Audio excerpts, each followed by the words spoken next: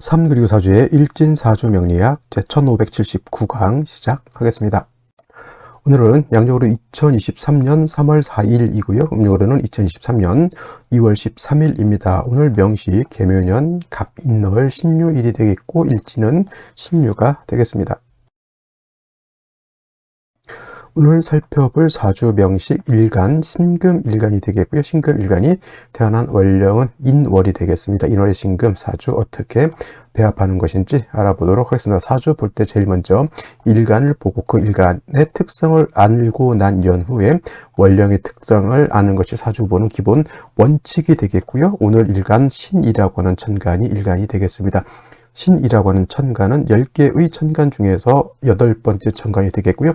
경금과 마찬가지로 오행으로는 금이 되죠. 쇠라고 이렇게 이름을 붙이면서 이 금이라고 하는 것은 숙살의 기운을 가지고 있는 숙살지기를 가지고 있는 그러한 오행이면서 신금은 음양으로 구분했을 때 음금이다라고 볼 수가 있죠. 그래서 신금이 은금이 되는데 마찬가지로 음금이라고 하는 것은 양금을 전제로 하게 되죠. 경금이라고 하는 것이 어저께 공부했던 같은 쇠이면서 숙살지기를 가지고 있는 것 또한 똑같습니다만은 경금이라고 하는 것은 양의 기운을 가지고 있는 금이 되겠습니다. 그래서 같은 오행이지만 사람으로 치면 같은 사람이지만 음양이 다르다라고 하는 것은 양금은 마치 남자와 같은 것이고 음금은 마치 여자와 같은 것인데 어저께 공부했던 경금이라고 하는 것은 완철금이라고 했습니다. 완철금. 완철이라고 하는 것은 뭐냐면 완악하고 거칠고 투박하고 날카로운 그냥 전혀 사람의 손을 닿지 않은 그냥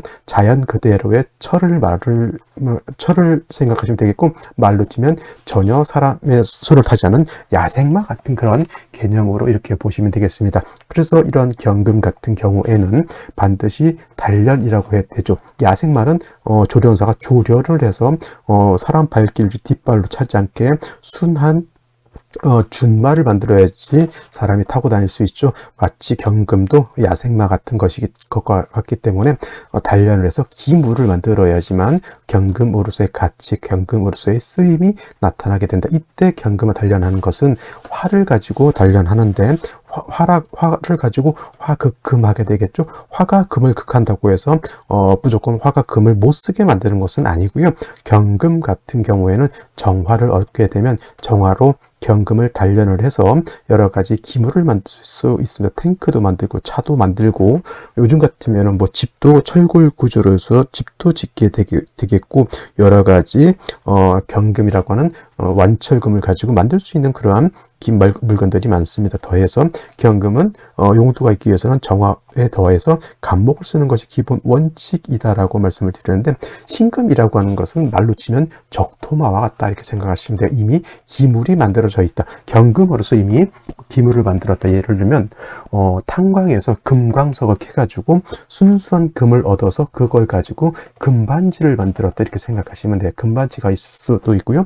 아니면 금 귀걸이도 있을 수가 있겠고 금태 안경도 있을 수가 있겠고 금 목걸이 그 다음에 금 반지 아까 말했고 황금 열쇠도 있고 황금 두꺼비도 있을 수가 있죠. 다 이런 것들이 바로 신금이라고 하는 겁니다. 그래서 신금은 다시 화를 치용해서 화극금하면 될까요? 안 될까요? 여러분 결혼 예물을 갖다가 결혼 반지 금반지를 갖다가 토치불로 찢는다고 생각해 보세요. 말도 안 되는 거죠.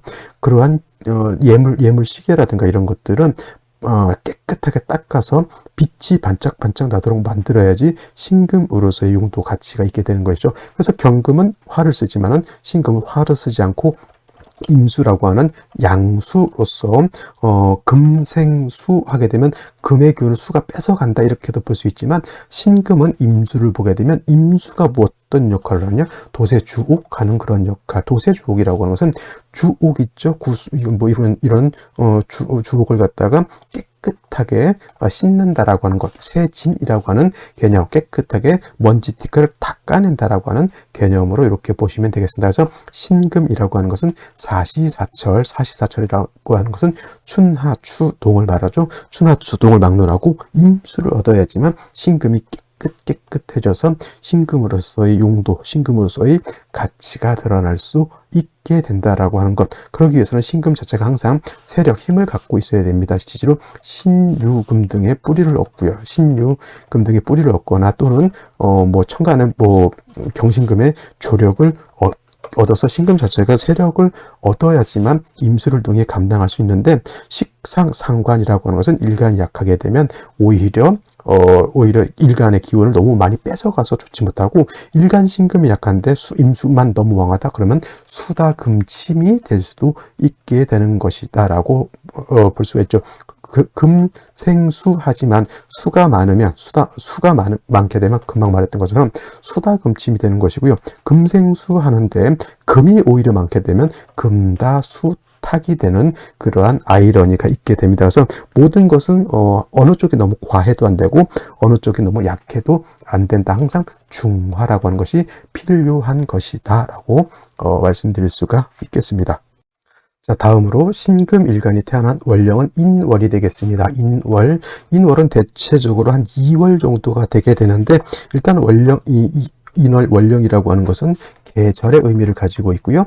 계절이라고 하는 곳 안에는 왕쇠와 한열의 개념을 가지고 있습니다. 그래서 사주를 볼 때 항상 그 키포인트가 되는 두 축이 있다라고 하면, 그래서 일간과 월령이라고 하는 것을 결코 잊어서는 안 되고요. 이 일간과 월령을 가지고 사주를 풀어가는 열쇠, 실마리가 된다라고 보시면 되겠습니다. 중화라고 하는 것은 어느 한쪽으로 치우치지 않는다라고 하는 개념인데, 여기서 말하는 중화는 왕쇠의 중화, 어느 쪽이 너무 왕해도 안 되고 어느 쪽이 너무 약해도 안 됩니다. 그리고 너무 뜨거워도 안 되고 너무 차가워도 안 됩니다. 사주는 중화된 사주가 좋다고 하지만, 그 중화라고 하는 것은 왕세와 한열의 중화를 말하는 것이다. 그 다음에 인월의 절기라고 하는 것이죠. 절기 입춘이라고 하는 것과 입춘과 우수로 구분이 되는데, 입춘이 되면서부터 연과 월이 바뀌는 기준이 되는 것이고요. 입춘이 되면서 겨울에서 동절에서 춘절인 봄으로 오게 되고, 해자축 북방수 수 차가운 그런 기운에서 인묘진 동방 목으로 이렇게 화하게 되죠. 그래서 계절은 봄이면서 따뜻한 온기가 있고, 또 인묘진 동방은 목이 왕한 모광절이다라고 하는 것. 목은 무슨 색? 파란색이 되죠. 청색이 주관하는 신, 그 다음에 청룡이 주관하는 신이 되겠습니다. 이건 그냥 참고로 알아두시면 좋겠고요. 인월 같은 경우 목이 왕하다라고 했는데, 인은 목의 임관지가 되는 것이고, 묘월은 목의 제왕지가 되는 것이니 목이 굉장히 왕한 계절이 인월과 묘월이 되는 것이다. 반면에 목이 왕하면 화도 왕하게 되죠. 목생화니까 화도 세력을 얻지만은, 목이 왕하면 토는 약해질 것이고 목국토하게 되고, 그 다음에 금이라고 하는 오행은, 금은 인월에 뭐가 되죠?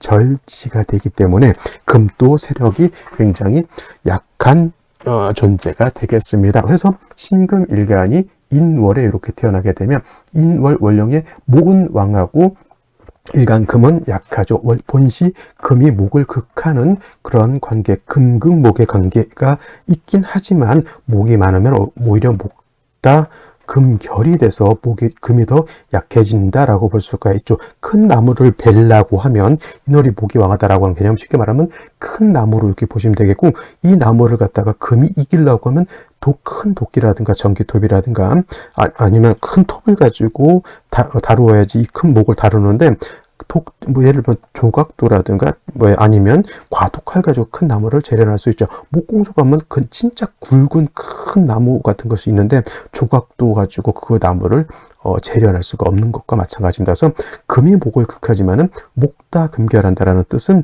목이 왕한 만큼 금도 왕해야지 금이 약하게 되면, 좀 이따 말씀드리겠지만 제다신 약한 구조밖에 되지 않는다. 그래서 인월에 신금이 태어나게 되면 가장 먼저 약한 일간을 도와주는 것이 필요하죠.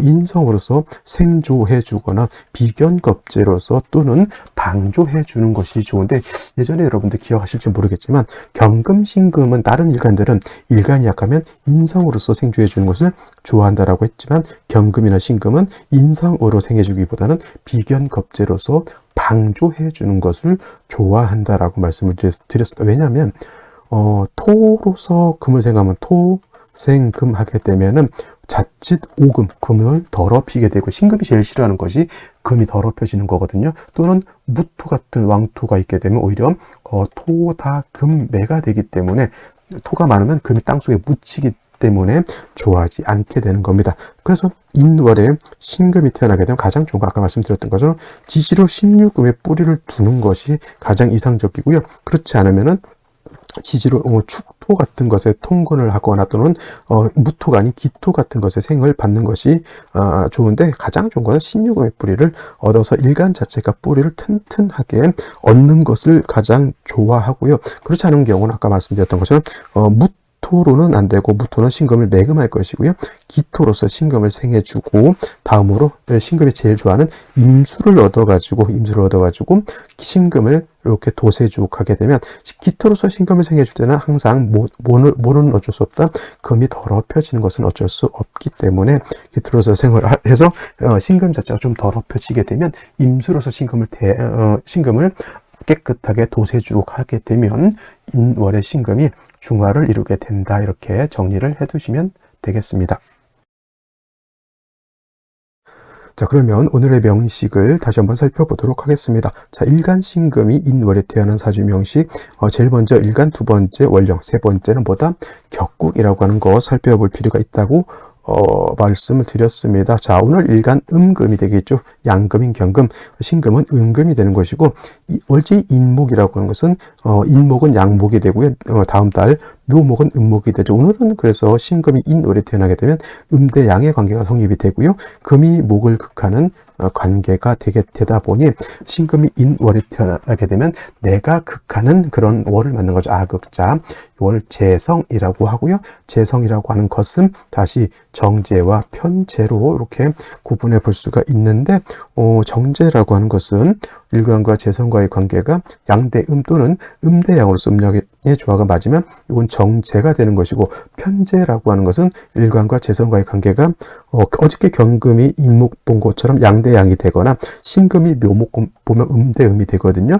그런 경우는 편제가 되는데, 오늘은 음금이 양목을 받기 때문에 오늘은 정제격이 되는데 제다신약한 구조가 되게 됩니다. 사주 전체를 안 봤기 때문에 사주 전체가 제다신약이 안 될 수도 있지만은, 신금이 인월에 태어난 것만 놓고 보면 제다신약의 구조가 된다. 이걸 갖고 일간이 약하니까 인성으로서 생주를 해주거나 또는 비경급제로서 일간을 도와줘야 되는구나, 이런 것을 알 수가 있는 것이고, 인목이라고 하는 것 안에는 지장간이 무토, 병화, 그 다음에 간목이죠. 간목이라고 하는 것이 이렇게 있게 되는데, 이 중에서 예를 들면 병화가 천간에 투출을 하게 되면 이 병화는 뭐다? 정관이 되죠. 그래서 인월에 신금이 태어났는데 병화 투출됐다. 정관격으로 보면 됩니다. 정관격. 그래서 이거는 재관이 왕한 사주가 되고요. 일간이 왕해야지만 재성도 감당할 수 있고 정관도 감당할 수가 있는데, 만약에 일간이 너무 약하게 되면 이 좋은 재성과 관을 감당할 수가 없게 되는 것이다. 역시나 인성, 비겁을 얻어서 일간을 도와주는 것이 매우 중요한데, 월간의 간목이라고 하는 것이 투출되어 있죠. 이거 목이 굉장히 왕해진 거고 완벽 제다신약으로 변했다라고 봐도 되겠습니다. 연지에 또 편제인 묘목을 가지고 있죠. 이걸 가지고 정편제 혼잡이라고 해서 남자는 바람핀다 이렇게 하지만, 그렇게 정편제 혼잡이 되지 않고 이거는 제다신약이고요. 원래 제다신약이 되면 남녀 불문하고 바람기가 다 있다고 볼 수밖에 없습니다. 왜냐하면 재성의 끄달림을 받게 되거든요. 그리고 연간의 개수라고 하는 것은 신금 입장에서 식신이 되지만 역시 수생목해서 목이 다시 왕해지는 구조가 돼서 재성을 더욱 키워버린 결과가 되는데, 다행스럽게 일지에 유금을 봐서 신유일주가 이렇게 되겠습니다. 신유일주. 그래서 일간 자체가 이렇게 뿌리를 얻었고요. 뿌리를 얻었으면 뭘 얻어야 된다? 임수를 얻어서 신금을 도세주옥하고요. 인월에 이렇게 금수가 세력을 얻게 되면 추우니까 병화를 얻어서 조후하는 것도 필요하지 않을까, 이렇게 생각을 해봅니다. 3주까지는 이렇게 볼 수 있는데, 생시에 따라서 사주가 또 달라질 수가 있겠습니다. 그러면 생시를 보면서 설명드리도록 하겠습니다. 자, 생시 보도록 하겠습니다. 제일 먼저 무자시를 보도록 하죠. 무자시가 되게 되면은, 자, 자수죠. 자수, 개수의 뿌리는 될 수 있지만은 자수의 본기는 개수죠. 임수가 없습니다. 임수로서 신금을 도세주옥해야 되는데 임수를 얻지 못한 것이 매우 좀 안타깝고요. 물론 뿌리는 없는 무토라 하더라도 이렇게 무토가 투출되어 있으면 신금을 뿌리가 약하니까 오금시킬 수 있는데 임수로서 도세주옥할 수가 없죠. 다행히 간목이 있으면 이 무토를 제거할 수 있습니다. 목국토에서. 이 무토는 뿌리가 없기 때문에 이 무토는 뿌리가 없기 때문에 신금 입장에서 큰 용도도 없고 또 마른 건토이기 때문에 생도 받지 못하는 것이니 제 아무리 정인이라 하더라도 얘는 제거시켜주는 것이 필요하고요. 역시 기축시가 되게 되면은 이렇게 되면 유축 회금에서 일간은 더욱 왕해지고요. 기토로서 생을 얻게 되는 것이니 생을 얻는다 하더라도 토로서 금을 생하게 되면 오금이 되는 건 어쩔 수 없다. 물론 임수가 있어서 도세주옥 하는 것이 필요하긴 하지만 이 간목으로서 기토를 제해주게 되면 토로서 생을 받는 것은 조금 어렵지만 유축에 뿌리를 두고 있기 때문에 신금이 약하지는 않습니다. 수를 봐서 임수를 봐서 대운이라든가 세운에서 수를 봐서 신금을 도세주옥할 때 신금으로서의 가치가 드러난다라고 볼 수가 있겠고 무술시 같은 경우 아까 무자시 설명을 드렸는데 무술시는 매금까지는 아닌다 하더라도 이 무술시는 술에 뿌리를 둔 무토는 작은 금 정도는 능히 매금이 가능하기 때문에 무술시는 조금 좋지 않은 것. 그 다음에 신묘시를 보게 되면 신묘시가 되게 되면은 자 요거는 유금의 약한 신금이 유에 딱 뿌리를 둬서 일단은 왕세의 차원에서 좋았긴 했지만 묘를 보게 되면 묘유충이 되죠. 요 유금과 요 묘는 충이 되지 않지만은 요 묘와 요 유금과 요 묘는 충이 됩니다. 그래서 요거는 절대 선택하지 않으시기를 바라고요.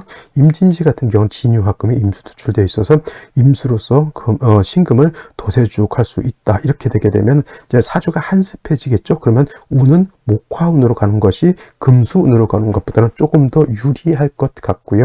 그 다음에 개사시 같은 경우에는 청간에 또 개수가 투출되어 있죠. 한기를 가중하는 역할, 사화를 봐서 사유회금하게 되니 신금의 뿌리는 튼튼히 얻었다라고 볼 수가 있겠죠. 이런 경우에도 금수운으로 가기보다는 제가 봤을 땐 목화운으로 가는 것이 조금 더 바람직하게 되겠고요. 갑오시 같은 경우에는 다시 목이 투출하고 화를 받기 때문에 신금 입장에서는 그닥 그렇게 좋은 여건은 아니죠. 이거 화운과 하면 별로 좋지 못하고요. 이런 경우에는 금수운으로 가는 것이 필요한 그런 구조가 됩니다. 병신시 같은 경우에는 신금 유금에 둘 다 뿌리를 뒀죠. 신주에 임수가 들어가 있습니다. 병화가 투출되어 있어서 조후하는 역할도 하기 때문에 이런 경우에는 금수운도 나쁘지 않겠고요. 목화운으로 가도 제가 봤을 땐 나쁘지 않다. 그래서 남녀 불문하고 한번 생각해 볼 수 있는 시는 병신시 정도가 아닐까라는 생각을 해보게 됩니다. 갑오시는 목화운이 아니라 금수운으로 가야 된다라는 것 말씀드렸고요. 임진시는 역시나 목화운으로 가는 것이 임진시는 목화운, 갑오시는 금수운 이렇게 가는 것이 필요하다 이렇게 말씀드릴 수가 있겠습니다. 자, 오늘은 여기까지 설명드리도록 하고요. 내일 개묘년 갑인을 마지막입니다. 내일 찾아뵙도록 하겠습니다. 감사합니다.